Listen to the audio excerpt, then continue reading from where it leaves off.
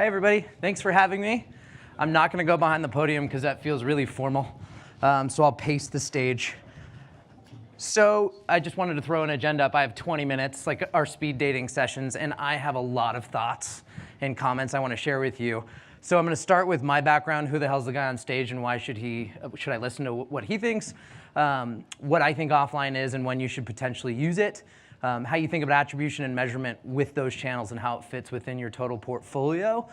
Testing approach, like how do you test a channel within your portfolio? Kind of some thoughts from me on how I've done it successfully, and then some creative direction around some of these offline channels, kind of demystifying. It doesn't have to cost $3 million to create some video or a TV spot.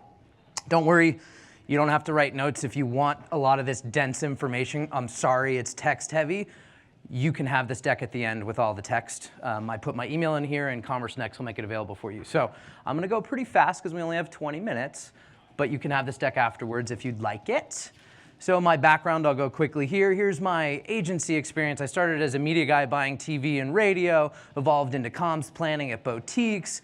Then I started a media firm, got bought out, evolved, then I went and got my MBA, then I went to another independent agency. Here's a collection of the brands I worked on. I was a comm strategist, I was a buyer, I was a planner. When you're at boutiques, you kind of play producer, account person, all these different things.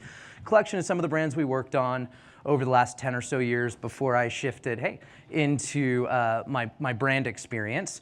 Brand experience, I started at Provide Commerce, running the acquisition machine, had about a $140 million budget, driving over $600 million of top line. There I had 35 channel managers all operating and fighting for attribution, and that was not the way to do it, but a great learning experience. Then I got to go work at Dollar Shave Club for over 2 years where I helped scale the acquisition machine, and that's where we used offline channels and online channels and went from 100,000 subscribers to over 5 million subscribers in a two-year period. So this is the formula I'm gonna show you that I used to do that there with that team. And then today I'm at LeTote. This is the how it works video of LeTote. I'm not gonna make you go through it. We're an online female fashion subscription company. Think of us as the largest clothing swap in America, right? So you pay us a monthly fee and you get access to endless clothing and accessories. Wear it for as long as you want or as many times as you want. If you love it, you can keep it. If you don't, send it back and get another box, right?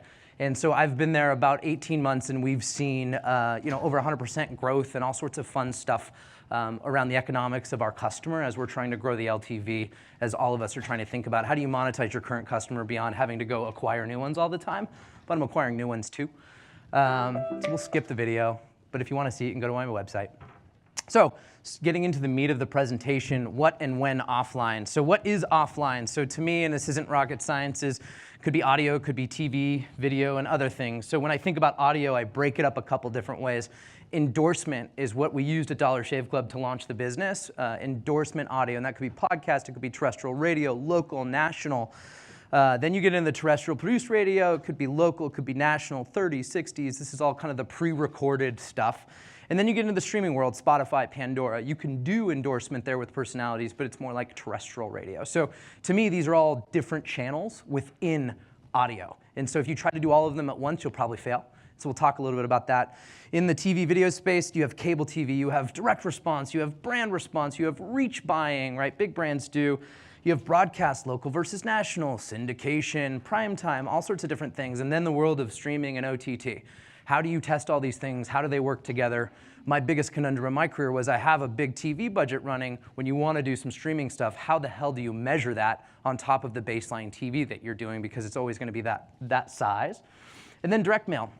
A lot of the D2C startups that I've been with, there's this resurgence of direct mail these days, thinking about kind of how can we retarget our customers or acquire customers through this channel. So I've done a lot of testing in the direct mail space. There's shared mail where you're kind of like a Valpak type deal. There's premium versions of that. There's solo, there's re-engagement, there's acquisition. And then out-of-home is a personal favorite of mine. Billboards, walls, subway, it depends, right? So that's the offline gambit.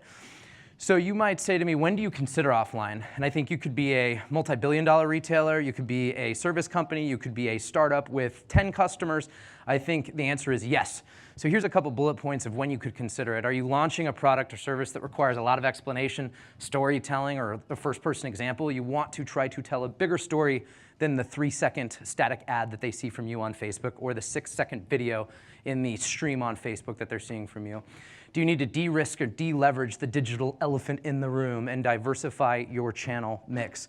So we talk about that a lot, right? Facebook, it's a wonderful, wonderful channel for me, but also if you have more than 50% of your marketing stack on there, it's a little bit dangerous, right? For all the obvious reasons, and I'd say that about any marketing vendor. Do you need to scale fast and you need volume of audience outside of this digital response portfolio that you're working on?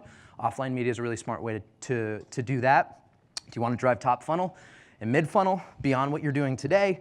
Do you want to establish a reach play into new audiences? Do you want to stand out and reach potential customers on their path to conversion? So you don't have to be a big brand or a small brand. I think there's different application based on where you're at in the stage of the company you're with.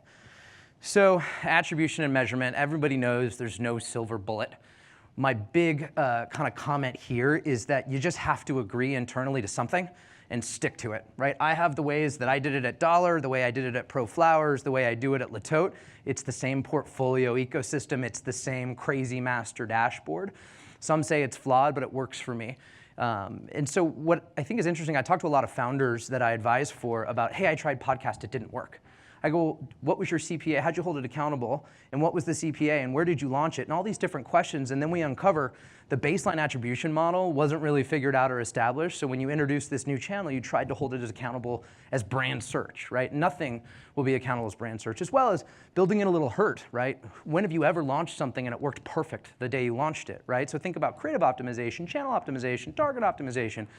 So from macro frameworks, you all probably have thought about some of these things before, from fractional attribution to last click with multipliers to time decay to first click, and there's tools and softwares that you all could use. I use the second one, last click with multipliers. Some say it's flawed because there's only a percentage of the internet that clicks. But if I have a $100 portfolio target, as an example, to acquire a customer, meaning I have $100 to acquire a customer, and Facebook is 50% of my portfolio, my Facebook CPA is actually over $300. Sounds crazy when I talk to my board of directors, but if you understand your portfolio and the relationship between paid and organic and email, Facebook plays a top, mid-funnel, and low-funnel role for me. It's scary, and I'd love to find channels that come in lower than that, but I understand the relationships to be able to apply the multiplier. Does that make sense generally to you guys? Cool. So then you have some of these micro metrics when you start thinking about launching some of these offline channels that are super important for you to think about. So one is just like baseline lift, organic, direct, and email. What are the relationships between these channels and the organic and free line items? And can you hold your baseline spend to really get a read before you launch new stuff? And can you hold your spend in other channels to really see what happens in the new channel? I always was at conflict with my team at Dollar Shave trying new channels because we had these optical crazy growth goals, right? Because we were in a market share grab situation before we sold to Unilever. And it was like, I can't turn down Facebook, or Facebook is so efficient today, I'm going to lean in and spend 30% more. I'm like, damn it, that's great for the business, but I'm not getting a clean read because you're not holding the baseline. That makes sense to you guys. Next is like the digital channel lift. I don't think we give credit enough to some of these offline channels. And when I launch TV, what does it do to Facebook, right? And TV hurts when you launch it, but after you understand the relationships, you can tweak some of these things, and it lifts the digital tide, right? And then how can you build that ability to turn off and on to learn? And so it's about setting those expectations and setting it up front. And then I do an attribution survey as people come in the door and ask them what they saw, where they saw it, where they were in their kind of path to conversion with me to kind of get some qualitative feedback to tie back to the quantitative stuff I'm mentioning. And then I have a mixed modeling solution, which is kind of a lighter weight version of kind of the old school kind of market share partners, Convertro type stuff that just helps validate these other things that I use. So to me, there's two ways that you can use measurement for offline. One is in your portfolio, when you forecast each month, you can just load it in as dead spend. I'm going to spend $50,000, $100,000 on TV, and then kind of build in baseline lifts based on the spend once you learn. But maybe month 1 and 2, you just assume it's 100% inefficient, just so you can learn. And you're like, the worst thing you could do is sign yourself up for a CPA that's unrealistic, and then the channel will never scale, and you'll never use it because you've unnecessarily assigned a target to it that you know you're not going to hit in month 1. So the second way of doing it is putting like an arbitrary fake CPA number or a real CPA number against it, right? Like a last click number, right? For me, my podcast CPA, where I said Facebook is over 300, my podcast CPA is $250. How do I know that? Triangulation of the qualitative plus my code redemption, right? Use the promo promo code. I'm on Anna Ferris's podcast called Unqualified. Use the promo code Anna or Ferris and get 50% off. Typically, that's only 30% of the story, people that actually use those codes. The rest flow through organic or alternative channels. But it's a nice proxy to start to understand what's happening. So let's see what's next here. Here's some things to consider. I just mentioned the promo code, right? 30 to 40% of the story. Unique visits tied back to airing. So in television, you can do spot attribution. It's a very, very traditional, old school way to think about direct response TV. Just get your proxies and helps you understand more, but it's not the full picture. When have we ever seen, when do you ever run a TV ad on a Tuesday and assume everyone's going to convert on that Tuesday, right? There's a path to conversion that we all know about. The organic lift and the customer lift, digital channel lift, and then the attribution survey. So things to think about. It's not black and white of I turned it on, it worked. It's you got to really be thoughtful about setting up your test and then how you measure it. So speaking about setting up your test and measuring it, good, I'm doing good on time here, this is like 12 bullet points. So I'm going to run through them. That's why I have the transition so it doesn't look daunting. So are you going to go in-house or use an agency partner? I am a fierce in-house marketer. I was a media guy at agencies for 10 years before I went marketing side, but I still use agencies for podcast and television. I still believe in some cases I don't want to build out podcast buyers that know all these networks that know how to negotiate this stuff. Maybe when I scale as a business, but there's like 5 firms that do it really well in the podcast audio space, and I use one of them. So decide how you're going to execute. Next is pick a channel. Don't try to test multiple channels at the same time. It sounds like, yeah, no shit, Nick, but like really, try one. And don't do streaming and endorsement terrestrial radio at the same time. That's 2 under one umbrella. Next is test budget. Less than 10% of budget, don't throw your month or quarter away, right? This is the how many times have you been told in your careers, always have 10% test budget in your portfolio. So I'm not saying that, I'm just saying don't throw half your portfolio at this test and screw up your month if you're reporting to your board or your president. Engineer the hurt, assume it won't work into your portfolio if that makes sense. That's how you can give yourself some air coverage to test and learn. So target audience, pick one. Don't try 10 different audiences within the channel. Or maybe pick 2 just so you don't kind of learn that the channel doesn't work because you picked the wrong audience. Have confidence in your portfolio, which I started with. Understand your baseline and make sure you control the variables. Get measurement alignment. What is success short-term and long-term? What's your campaign period? Start and end date. Be very specific. A lot of times with us, with our product team, it's even if it's working, turn it off so we can study the cohorts, right? Local or national, podcast, cable. If you're going to do local stuff, know that sometimes it gets more expensive, and so understand what your national CPMs would be, and then kind of engineer what it would be like if you scaled it national from local, if that makes sense to you guys. And then media planning, think about your target, customize your plan, and think about your creative. Creative is a huge variable. I'd say it's half the battle. Creative and media together will make your channel win. So some pointers on podcast and TV for you guys, since this is an offline session. Pick a few genres based on audience for podcast, but some just work for every business, from Stamps.com to Casper to Blue Apron to Dollar Shave Club. Murder mysteries seem to be really great for direct response. If any of you are on podcast and are using it effectively, you probably are shaking your head. Pick 1 or 2 larger podcasts and a handful of smaller ones. Don't bet the bank on one, because if it doesn't work, you're going to say the channel doesn't work. Onboard the personality, have a relationship, tell them about your business, get on the phone with them, give them your product, give them your service. This is an endorsement channel. It's not just a media channel. This is where you get that first person endorsement of, here's why I loved using LeTote and what it did for me in first person use cases, which is what I just said. That's next bullet. Word of mouth generation, and know the tail and don't overbuy. So the story on the tail for me at Joe Rogan was at Dollar Shave Club. I bought a spot every week in his podcast, and it's very expensive. And it started to become less and less effective.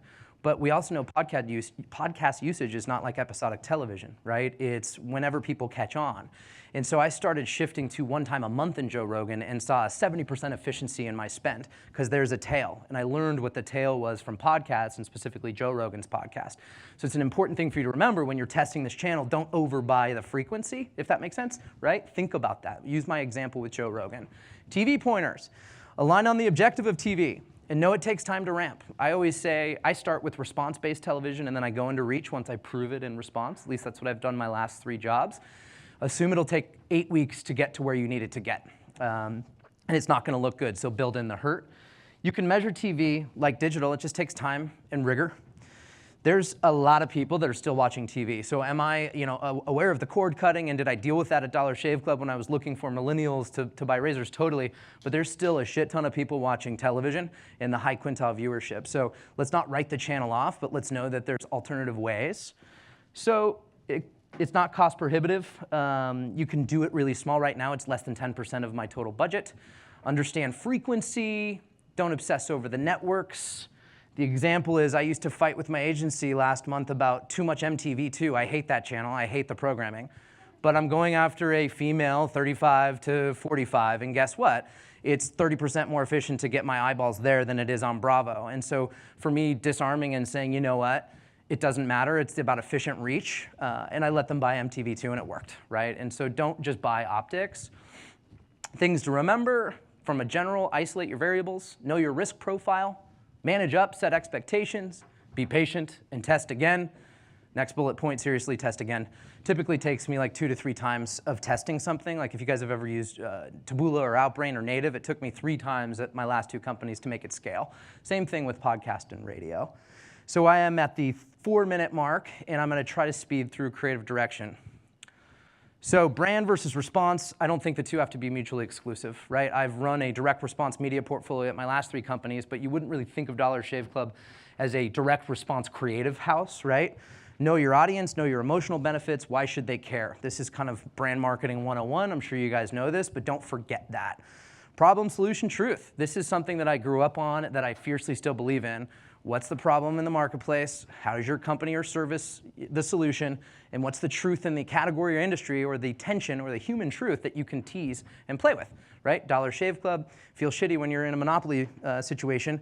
You shouldn't have to choose between overpaying for razors or paying an affordable price and getting a shitty shave. Dollar Shave Club, you get an affordable shave for half the price of the other guys, right? Problem, solution, truth. Test messaging and other channels. I rapid prototype in Facebook to learn then what I take on TV. Leverage first person, cost and quality trade-off these days. You all know you don't have to pay $3 million for a TV spot. I got 3 spots of How It Works video and web cut downs for $100,000 at LeTote last year through the firm I worked with. So it's not award-winning creative, but it's a blend of response and DR. So let me show you these 2 spots. These are 2 spots I made. The first one I'm not necessarily proud of. Reason number 47 to give ProFlowers this Valentine's Day. The wow moment. Watch her face light up as you give her gorgeous flowers from ProFlowers.com. And right now, order this beautiful bouquet of roses plus free vase for only $19.99. That's a 50% savings. Guaranteed fresh for Valentine's Day delivery. Click now or go to ProFlowers.com. So this was 15 years of performance learning of where does the button go, when do you bring in the URL? And I walked into an organization that was so data-driven that what I did was just go with the norm and evolve it over time. So this was one of the first spots when I showed up. This is a brand spot, a response spot, or a brand response spot. Anybody? It's a DR spot, right? It's a little tacky, I'm not proud of it, but it worked and it drove orders in the period. Check this spot out.